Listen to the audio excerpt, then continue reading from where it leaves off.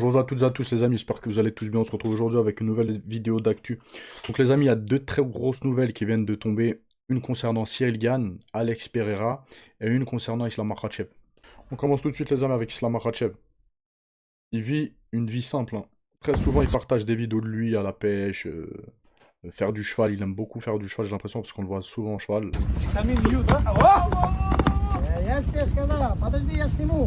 Trop bien. Trop bien faire du cheval comme ça. Imaginez les gars. Vous êtes avec vos amis, chacun un cheval. C'est lourd. De toute façon, moi, dans ma tête, même si j'ai grandi en banlieue parisienne et tout, dans ma tête, je suis un peu montagnard. Tout ce qui est nature et tout, moi, j'aime bien. Voilà. On continue, les amis. Bon, il y a des rumeurs comme quoi Islam Makhachev pourra affronter Georges Saint-Pierre. Quand on y pense, ça pourrait être une possibilité parce qu'en fait, Ali Abdelaziz a fait une sortie pour répondre à Yann Gary et pour expliquer qu'il n'était pas sur la liste en fait. Il prépare un combat pour Islam Makhachev. Peut-être que ce sera son dernier combat, on peut pas savoir, d'accord. Mais ce sera le plus gros combat de sa carrière. Voilà. Donc, il y en a qui disent potentiellement ça pourrait être Georges Saint-Pierre. Sachant que Georges Saint-Pierre et Khabib Nurmagomedov, on leur avait proposé un fight entre les deux. Il me semble que les deux étaient d'accord si mes souvenirs sont bons. Mais ça s'est jamais fait, voilà. Parce que Georges Saint-Pierre, les amis, hein, bon, il a un certain âge, mais il est toujours très en forme. Je le suis sur Instagram. Il a une très bonne hygiène de vie, toujours sportif, etc. etc. Il a toujours la shape. Voilà, il est toujours en forme. Vraiment. Donc il y en a qui pensent que ça pourrait être Islam Makhachev contre Georges Saint-Pierre. Ça pourrait être le cas. Attendez, je vais regarder l'âge de Georges Saint-Pierre. Georges Saint-Pierre. Il a quel âge exactement? Oh, ah oui, d'accord, il est ici aussi vieux que ça. Ah non, je pense pas que ça va être GSP, les gars. Il a 44 ans. Donc oui, ça fait 10 ans de différence avec Islam Makhachev. Bon, Islam Makhachev n'est plus tout jeune non plus. Mais 44 ans GSP, je pensais qu'il avait plus la ouais, quarantaine, quoi. Ah bah non, parce que moi je m'approche de la quarantaine bientôt, Inch'Allah. Donc, ouais, non, ouais, non, ouais, 44 ans. Il va sur ses 45. Donc oui, il est toujours en forme, hein, pour 44 ans, c'est quand même... voilà, il n'y a pas beaucoup de personnes à 44 ans qui ont autant la forme que lui, je pense. Mais ouais, non, au début je me suis dit potentiellement ça pourrait être ça, mais là, vu son âge, non, je ne pense pas. Ce serait quand même... non, ce serait un petit peu... Quel terme employer? Ouais, ce serait pas bon pour GSP, je pense. On continue avec Dricus du Plessis. Oh là là, comment il a la rage contre Hamza Chimev, c'est une dinguerie, carrément. C'est une dinguerie, les gars. Vous allez voir, je vais vous montrer des trucs où il parle de Hamza Chimev et tout, c'est un ouf. Donc il a dit quoi? Il a dit Strickland a plus la possibilité qu'Imavov de gagner contre Hamza Chimev, à 100%. Pourquoi? Il a dit quoi? T'as vu ce que Strickland a fait à Imavov? Je pense que Strickland va très bien se débrouiller contre Hamzat. Mais qu'est-ce qu'il raconte, les gars? C'est terrible. Qu'est-ce qu'il raconte? En fait, il a fait un raccourci qui... Je sais même pas dans son cerveau comment il y a eu des connexions pour se faire ce raccourci. J'arrive pas à comprendre. Ça veut absolument rien dire, ce qu'il dit. Là, il dit, parce que Strickland a mis une torgnole à Nassourdine Imavov, en gros, c'est ça, eh ben, il risque de mettre la même à Hamza Chimaev. Mais ça n'a pas de sens, ce que tu dis. Nassourdine Imavov et Hamza Chimaev, ils ont le même style de... C'est les mêmes styles de combattants. On a un striker contre un lutteur grappleur. De quoi il parle? Donc sur quoi il se base pour dire, ouais, vu qu'il a tapé Imavov, il risque de faire la même chose à Hamza Chimaev. Mais ils ont rien à voir, Imavov et Hamza Chimaev. Rien à voir. C'est le jour et la nuit. C'est l'opposé, le feu et la glace. Rien à voir dans leur style de combat. Donc qu'est-ce qu'il raconte là?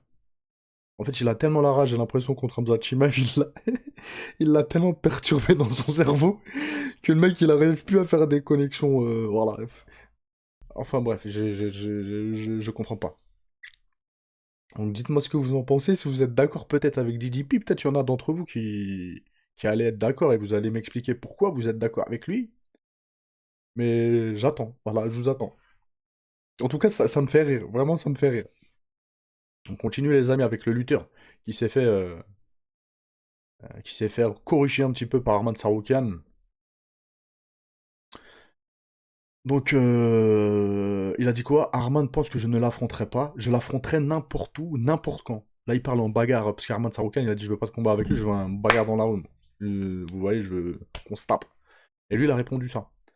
Arman pense que je ne l'affronterai pas, je l'affronterai n'importe où, n'importe quand. Trouvons une organisation pour couvrir l'événement et je l'affronterai. On devra peut-être appeler ça un entraînement à cause de son contrat avec l'UFC, mais ça me va. Pour ce qui est du style libre, je pense qu'il parle de la lutte libre, hein. Évidemment, il ne veut plus m'affronter car il sait qu'il va perdre. Il a senti ma pression, ma, ma patate. Giorgio Poulas est prêt à combattre Arman Saroukian au MMA. Déjà, il sait rien du tout qu'il va perdre. Même toi, personne ne sait si tu vas gagner ou si tu vas perdre. Et j'ai envie de voir en fait s'il est vraiment chaud à affronter Arman Saroukian en MMA ou s'il veut surfer sur le buzz d'Arman Saroukian là, pour faire parler de lui, etc. Et là, les gens ils parlent de lui, les gars, la preuve. C'est un inconnu au bataillon, hein. Inconnu, hein. Et là, les gens ils parlent de lui. Regardez juste ce tweet là, il a fait presque 500 000 vues. Donc peut-être stratégiquement, bah, pour faire du buzz et se faire connaître, il fait ça et ça peut potentiellement marcher. Soit il veut vraiment affronter Arman Saroukian, donc c'est soit un ouf dans sa tête, soit il est très courageux. On va voir ce qu'Arman Saroukian va répondre. Et oui, ils peuvent pas faire un combat officiel, Arman Saroukian est à l'UFC. Voilà. Il peut combattre en grappling, en lutte, etc. Mais tout ce qui est MMA, faut qu'il oublie. Donc peut-être qu'ils vont se rejoindre à un fitness park. Voilà. Et ils vont se remplir à un fitness park. Voilà. En tout cas, j'aimerais bien voir ça. Ça me hype pas mal. Parce que lui, il a ouvert sa bouche. Il est insolent, en fait. C'est lui qui a cherché. C'est lui qui a commencé à mettre des doigts dans les yeux, à mettre des gifs, machin, machin. Après, il a dit, il m'a agressé. Quand il était dans la civière, direction l'hôpital, il m'a dit, il m'a agressé. Il a chouiné et maintenant, il fait le coq. Donc, c'est un fight, oui, s'il a lieu. Voilà. Je regarderai très probablement. On continue bah, justement avec Dricus Duplessis. Écoutez ce qu'il a dit, hein. Il a dit quoi? Quand on est arrivé à la dernière reprise, au dernier round contre Hamza Chimaev, je pensais vraiment que j'étais en train de gagner ce combat. Jusqu'à que j'entende le gong des 10 secondes. Là, j'ai su que c'était fini.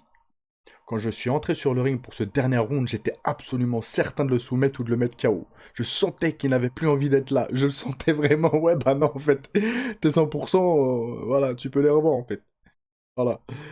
Quand je me suis retrouvé sur lui, j'ai senti qu'il pensait, oh mince, je sais que je pourrais le faire abandonner. Vas-y, tais-toi, tais-toi. Le mec, il est en train de se faire un film. Après, c'est vrai que le dernier round, voilà, voilà, mais rien n'est joué. Elle dit pas 100%, la preuve. Il poursuit en disant qu'il est persuadé de pouvoir faire abandonner Khamzat Chimaev lors d'une prochaine revanche. Mais personne veut de cette revanche. Si le combat il avait été serré, d'accord. On aime bien les revanches, les trilogies, etc. Euh, les rivalités comme ça, on aime, on est friand. Mais il faut qu'il y ait, lors du premier combat, une... comment dire? Faut qu'il y ait match entre les deux combattants. Faut qu'il y ait, voilà, que ce soit, ça se rende coup pour coup, faut que ce soit intensif, faut que... Là, il a joué avec son fils. Donc non, personne veut de cette revanche. Oublie, Dricus Duplessis, oublie. Ça y est, cherche pas, je sais pas quoi, faut qu'il oublie les gars, non? Est-ce que vous êtes d'accord avec moi ou pas? Ou je suis trop dur avec Dricus Duplessis? On continue les amis, avec Caio Borralho qui parle de Nassourdine Imavov et Strickland. On l'écoute. Je vais vous zoomer ça. Hop là. Yeah, for sure. I think Qu'est-ce qui se the passe? Il y a fight plus de with son? Strickland will sell way more. If you come to me and say who deserves more, 100% Imavov, because he did what he did. But the fight that he's gonna sell more is definitely Strickland and Hamza, and this is the kind of business that UFC does. You know, it's not just like how much you deserve, but I think how the business will do with this fight. So I think Strickland and Hamza is a better fight at this point. And we even had Imavov saying in interviews like, "Oh, I called my mom, and she said that we shouldn't fight because we're brothers and all that." So this on this way doesn't gonna sell this fight. So I think Strickland maybe get it. On continue les amis avec Yann Gary qui parle d'Islam Makhachev. Il a dit quoi? Il est prêt pour Islam Makhachev. Il a dit quoi? J'ai toujours respecté le ramadan. J'ai accepté le combat soit en avril ou mai. Maintenant, Islam veut encore plus de temps. Mais ferme ta bouche. T'as accepté, t'as rien à accepter en fait. Toi, tu fermes ta bouche. T'es le contender, le champion depuis je sais pas combien de temps, c'est Islam Makhachev. J'ai accepté. Mais tu peux qu'accepter. Voilà. Là, il veut un fight pour la ceinture. et contre Islam Makhachev. Il parle comme si c'était lui qui, je sais pas, tu fermes ta bouche, toi, t'es une serpillière, on vient, on t'appelle, soit tu viens, soit voilà. What's going on with the Islam fight? He needs more time. And his agent's talking out his arse. Why is that? Because Ali's a little rat. Il a dit quoi? Petit rat? Shit. Little rat. Ouais, petit rat. Ah ouais, en plus, c'est manque de respect. Why does Islam need more time? Continuez les amis, bon, il semblerait que ce soit mort, hein, d'accord. Gan Pereira, oublié. Il y a quelque chose qui arrive de plus gros. Un fight plus gros qui arrive selon Charles Oliveira. Les gars, Charles Oliveira, il doit avoir... il est brésilien comme Alex Pereira. Donc il doit avoir des infos. Déjà, il est à l'UFC. En plus de ça, en tant que brésilien, peut-être ils sont croisés dans les vestiaires. Si ça se trouve, ils s'entraînent même ensemble, etc. Ils se sont parlé. Mais en tout cas, pourquoi Pereira, il lâche pourquoi Oliveira, il lâche le beefsteak comme ça? Pourquoi? Et maintenant, c'est des fous, les combattants. Et ça parle comme ça. Ça fait des rumeurs sur Internet, tout. L'UFC, ils veulent garder le flou et tout. Eux, en tant que combattants, ils viennent, ils balancent le morceau. Ah non, oubliez, c'est pas ça. C'est encore plus gros. Ouais, les gars, les gars. Donc, oubliez, faut qu'on oublie, les gars. Alex Pereira contre Cyril. Je suis vraiment dégoûté. Faut pas qu'il nous sorte Alex Pereira John Jones. Faut pas qu'il nous sorte Alex Pereira John Jones, les gars. Je serais vraiment très, très, très déçu.